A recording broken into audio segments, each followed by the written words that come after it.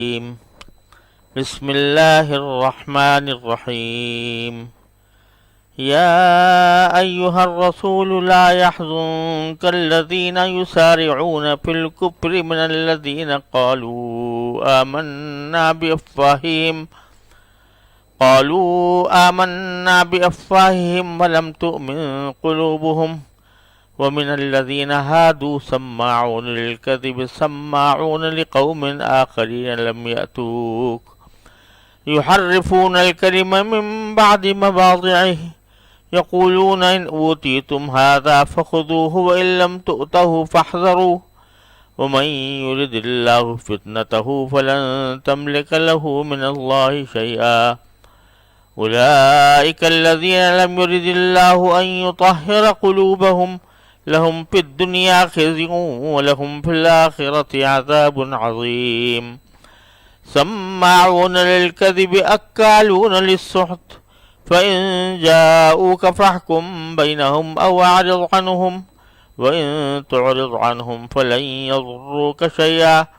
وإن حكمت فاحكم بينهم بالقسط إن الله يحب المقسطين. وكيف يحكمونك وعندهم التوراة فيها حكم الله ثم يتولون من بعد ذلك وما أولئك بالمؤمنين. ان آیات سے پہلے قرآن کریم نے کئی جرائم کی سزا بیان فرمائی ہے، جس میں ڈاکے کی سزا بھی ہے، بغاوت کی سزا بھی ہے، اور چوری کی ہاتھ کاٹنے کی سزا بھی ہے. ان کا بیان فرمایا گیا تھا. اور یہ حدود ایسی ہیں کہ اللہ تعالیٰ کی طرف سے مقرر ہیں، کسی شخص کو اس میں تبدیلی کرنے کا حق حاصل نہیں. اور تبارک و تعالیٰ نے صرف یہ حدود نازل ہی نہیں فرمائی، اور رسول کریم صلی اللہ علیہ وسلم نے ان کو صرف پہنچایا ہی نہیں، بلکہ ان پر انصاف کے ساتھ عمل کا مظاہرہ بھی فرمایا. یہاں تک کہ ایک مرتبہ ایسا ہوا کہ ایک بڑے خاندان کی عورت نے چوری کر لی تھی، تو اس کا ہاتھ کٹنا تھا، لیکن وہ ایک بڑے خاندان سے تعلق رکھتی تھی، تو لوگوں نے چاہا کہ کسی طرح اس کی سزا معاف کرا دی جائے، اور یہ سوچا کہ سب سے زیادہ مؤثر طریقہ یہ ہوگا کہ حضرت اسامہ رضی اللہ تعالیٰ عنہ کے ذریعے سفارش کرائی جائے، جو حضرت رسول کریم صلی اللہ علیہ وسلم کے بہت لاڈلے متبنہ تھے. تو ان سے سفارش کرانے کے لیے لوگوں نے کہا کہ ان سے سفارش کرائی جائے، تاکہ وہ حضور کے سامنے سفارش کریں گے صلی اللہ علیہ وسلم، تو آپ ان کی بات مان لیں گے اور یہ سزا ان سے ٹل جائے گی. لیکن جب حضرت اسامہ رسول کریم صلی اللہ علیہ وسلم کے پاس پہنچے تو اور انہوں نے اپنی سفارش پیش کی، تو رسول کریم صلی اللہ علیہ وسلم کو کے چہرے مبارک پر تغیر آیا، اور ساتھ ہی آپ نے فرمایا کہ اسامہ کیا تم اللہ کی حدود میں سے ایک حد میں سفارش کرتے ہو؟ اور پھر فرمایا کہ اگر میری بیٹی فاطمہ بھی چوری کرتی تو میں ضرور اس کے ہاتھ کاٹتا. تو یہ جو ارشاد رسول کریم صلی اللہ علیہ وسلم نے فرمایا، یہ ایک اصول قائم کرنے کے لیے کہ شریعت کے احکام میں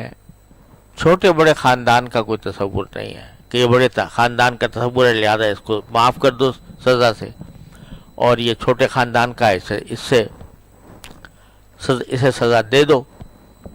اسلام میں اس کا تصور نہیں ہے، قانون کی نگاہ میں سب برابر. یہ ایک اہم اصول تھا جو رسول کریم صلی اللہ علیہ وسلم نے قائم فرمایا۔ دوسری طرف یہودیوں کے ہاں یہ سلسلہ تھا، اور اس کا یہ بات آپ نے خود اس وقت بھی بیان فرمائی جب یہ فرمایا تھا کہ حضرت فاطمہ بھی اگر چوری کرتی تو میں ان کا ہاتھ کاٹ لیتا۔ تو یہ اس وقت بھی فرمایا کہ پچھلی امتیں اس لیے برباد ہوئیں کہ جب ان میں کوئی شریف آدمی، یعنی شریف سے مراد بلند خاندان کا آدمی، مال و دولت کے لحاظ سے زیادہ خوشحال آدمی اگر چوری کرتا تو اس کے چوری کرتا یا کوئی کسی جرم کا ارتکاب کرتا تو اس کے لیے بہانے ڈھونڈ لیے جاتے تھے، اور اگر کوئی معمولی آدمی کسی جرم کا ارتکاب کرتا تو اس کو پکڑ لیا جاتا۔ تو یہ صورتحال یہودیوں کے ہاں چلتی آئی تھی کہ بڑے بڑے جرائم کی سزائیں تو سخت رکھی ہوئی تھی، تورات میں موجود تھیں، لیکن جب ان پر عمل کرنے کا وقت آتا تھا تو اس وقت میں اکثر و بیشتر یہ لوگ کوئی نہ کوئی تعویل کر کے، کوئی بہانہ کر کے بڑے لوگوں سے اس کو موقوف کرا دیتے تھے۔ اسی قسم کے کچھ واقعات رسول کریم صلی اللہ علیہ وسلم کے عہد مبارک میں پیش آئے، جن کے پس منظر میں یہ آیتیں نازل ہوئی ہیں جو میں جو میں نے ابھی پڑھی ہے، اور جس کا ترجمہ اب آپ کی خدمت میں پیش کروں گا۔ اور اس کا ربط ما قبل سے یہی ہے کہ سلسلہ چل رہا ہے حدود کا اور جرائم کی سزاؤں کا، تو اس میں جو یہودیوں کی بدعنوانیاں تھیں کہ وہ بڑے آدمی کی سزا معاف کرا دیتے یا اس میں تبدیلی کر دیتے، بعض اوقات اس کی وجہ سے کچھ تورات میں بھی تحریف کرنی پڑے تو کر لیتے تھے، معمولی آدمی ہو تو اس کے بارے میں کوئی مسئلہ نہیں۔ تو میں پہلے اس آیات کا ترجمہ پیش کرتا ہوں، اور بلکہ ترجمے سے پہلے، آیات کا ترجمہ سے پہلے ان تھوڑے سے واقعات کا میں ذکر کرتا ہوں جن کی پس منظر میں یہ آیتیں نازل ہوئی۔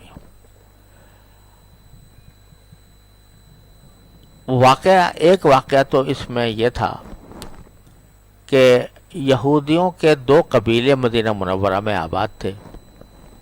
ایک بنو قریظہ کہلاتا تھا، ایک بنو نضیر کہلاتا تھا۔ اگرچہ یہ دونوں یہودی تھے لیکن ان کے درمیان آپس میں جنگیں بھی چلتی رہتی تھی، اور جنگوں میں بنو قریظہ جو ہے یہ ذرا کمزور قبیلہ سمجھا جاتا تھا، اور بنو نضیر جو ہے وہ زیادہ طاقتور سمجھا جاتا تھا۔ تو ان جنگوں کے نتیجے میں جب بنو نضیر غالب آئے تو انہوں نے ایک عجیب قسم کا فارمولہ بنو قریظہ کے سے طے کرا لیا۔ وہ یہ طے کرا لیا کہ اگر بنو قریظہ کا کوئی آدمی بنو نضیر کو قتل کرے تو اس میں قصاص نہیں ہوگا، یعنی اگر کوئی بنو قریظہ کا آدمی بنو نضیر کو قتل کر دے تو قصاص نہیں ہوگا، خون بہا ہوگا، یعنی دیت ہوگی۔ گویا بنو نضیر کے کسی آدمی کو قصاصاً قتل کرنے کا کوئی راستہ نہیں۔ اور دوسری طرف اگر بنو قریظہ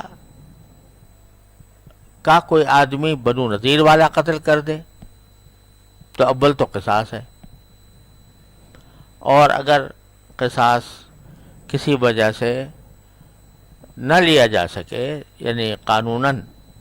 مثلا یہ کہ قتل عمد نہیں تھا، شبہ عمد تھی، شبہ عمد تھا یا قتل خطا تھا مثال کے طور پر، تو اس صورت میں اس کو دیت دی جائے گی، لیکن دیت دگنی ہوگی،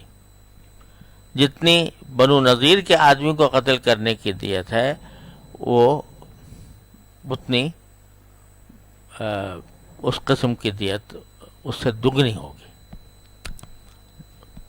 تو یہ قسم کا ایک ظالمانہ فیصلہ کرا لیا تھا انہوں نے بنو قریظہ سے. اب بنو قریظہ نے دب کر یہ فیصلہ قبول تو کر لیا تھا، لیکن ظاہر ہے کہ اس پر ان کو ظاہر ہے یعنی اسے ناگوار تھا کہ یہ اگر فیصلہ ہمارے اوپر اس طرح امتیازی فیصلہ کیا جائے گا تو ہمارے لیے نقصان دہ ہوگا. اسی دوران رسول کریم صلی اللہ علیہ وسلم مبعوث ہو گئے، مدینہ منورہ تشریف لے آئے. تو اب اس وقت ان کے دل میں خیال یہ پیدا ہوا، بنو قریظہ کے دل میں خیال یہ پیدا ہوا کہ حضرت رسول کریم صلی اللہ علیہ وسلم جو احکام بیان فرماتے ہیں لوگوں کے سامنے، وہ تورات کے سخت احکام کے مقابلے میں نرم معلوم ہوتے ہیں. تورات میں بہت سختی تھی احکام میں، خاص طور سے طہارت کے باب میں اور مختلف احکام کے تحت. تو ان کو چاہیے، بنو قریظہ کے دل میں خیال پیدا ہوا کہ ہو سکتا ہے کہ رسول کریم صلی اللہ علیہ وسلم کے پاس اگر جا کر ہم پوچھیں تو وہ ہمارے لیے کوئی نرمی کا راستہ تجویز فرما دیں. تو بنو قریظہ نے بنو نضیر سے کہا کہ بھئی یہ تم نے ہمارے اوپر ظالمانہ قانون مسلط کر رکھا ہے، یہ بڑی ناانصافی ہے، اس کو بدلنا چاہیے. بنو نضیر نے کہا ہم نہیں بدلیں گے. تو بنو قریظہ نے تجویز پیش کی کہ اچھا ایسا کرو کہ کچھ لوگ اور بھی تھے یہودی، انہوں نے آپس کے تنازع کو ختم کرنے کے لیے تجویز پیش کی کہ چلو رسول کریم صلی اللہ علیہ وسلم کی خدمت میں پہنچ جاتے ہیں. ایمان نہیں لائے تھے یہ لوگ، لیکن کہا کہ رسول کریم صلی اللہ علیہ وسلم چونکہ ان کے ساتھ ہم نے ایک معاہدہ کیا ہے، امن کا معاہدہ، تو انہیں جا کر اس مسئلے کو حل کرا.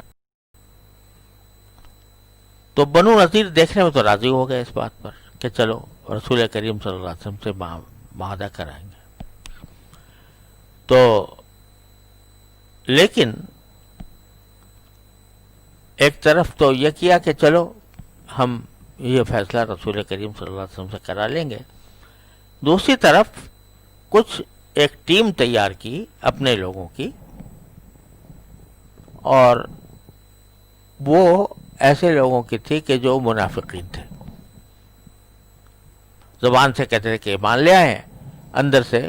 وہ یہودی تھے، کافر تھے. تو ان سے کہا کہ آپ جا کے ذرا معلوم کرو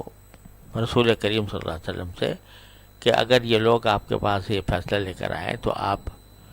ان کے حق میں کرو گے یا تو اگر وہ چپکے سے جا کے پوچھ لینا پہلے، اگر وہ کہیں کہ ہاں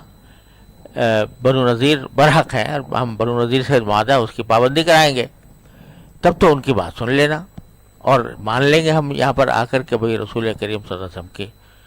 فیصلے کو ہم مانتے ہیں. اور اگر وہ یہ کہیں کہ نہیں یہ فیصلہ غلط ہے، یہ معاہدہ غلط ہے، تو ہم ان کے پاس نہیں جائیں گے. لہذا یہ سب آپ سن گن لے کر ہمارے پاس آ جانا، تو اب ہم اس کے بعد فیصلہ کریں گے کہ فیصلہ رسول کریم صلی اللہ علیہ وسلم پہ کرانا ہے یا نہیں. ایک تو یہ واقعہ ہے. رسول کریم صلی اللہ علیہ وسلم کو اللہ تعالیٰ نے بذریعہ وحی ساری ان کی سازشوں کا پتہ دے دیا، اس کا ذکر یہاں پر ان آیات میں آ رہا ہے. دوسرا واقعہ یہ پیش آیا کہ جس طرح اسلام میں کوئی شادی شدہ مرد یا شادی شدہ عورت اگر زنا کا ارتکاب کر لے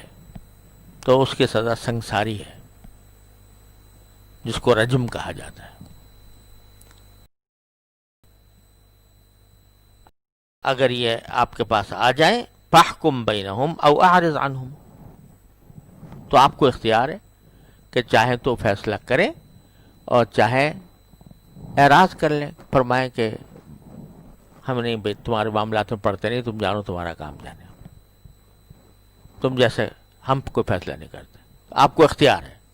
چاہے فیصلہ کریں چاہے انکار کر دیں. وَإِن تُعْرِضْ عَنْهُمْ، اور اگر آپ ان کا فیصلہ نہ کریں، اعراض کریں، فَلَنْ يَضُرُّوكَ شَيْئًا، تو آپ اطمینان رکھیں کہ یہ آپ کو کوئی نقصان نہیں پہنچا سکیں گے، کہ ان کو جو شکوہ ہوگا کہ آپ نے ہمارا فیصلہ نہیں کیا، اس پر یہ کوئی نقصان آپ کو نہیں پہنچا سکیں گے۔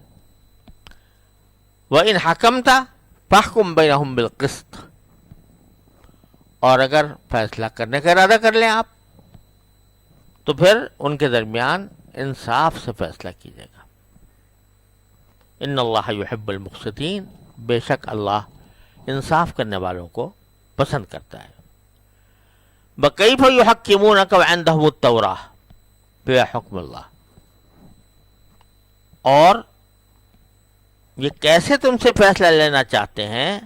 جبکہ ان کے پاس تورات موجود ہے جس میں اللہ کا فیصلہ درج ہے، پھر اس کے بعد فیصلے سے منہ بھی پھیر لیتے ہیں۔ ثم یتولون من بعد ذلک، فیصلے پہ منہ بھی پھیر لیتے ہیں۔ وما اولئک بالمؤمنین، اور دراصل یہ ایمان والے نہیں ہیں۔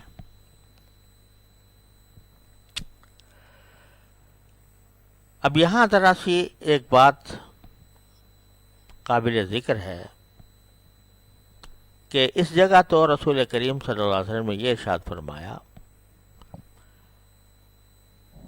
کہ اگر یہ بات تمہارے پاس فیصلہ لے کر آئیں تو تمہیں اختیار ہے، چاہے ان کا فیصلہ کرو چاہے نہ کرو، دونوں باتوں میں سے جو چاہیں آپ کر سکتے ہیں۔ لیکن آگے اسی سلسلے آیات کے اندر آیت نمبر 48 میں یہ فرمایا کہ فاحکم بینہم بما انزل اللہ ولا تتبع اہواءہم، کہ ان کے درمیان فیصلہ کرو اور اللہ نے جو وحی آپ کے اوپر اتاری ہے اور جو احکام آپ پر نازل فرمائے ہیں ان کے مطابق فیصلہ کرو، اور ان کے خواہشات کی پیروی نہ کرو۔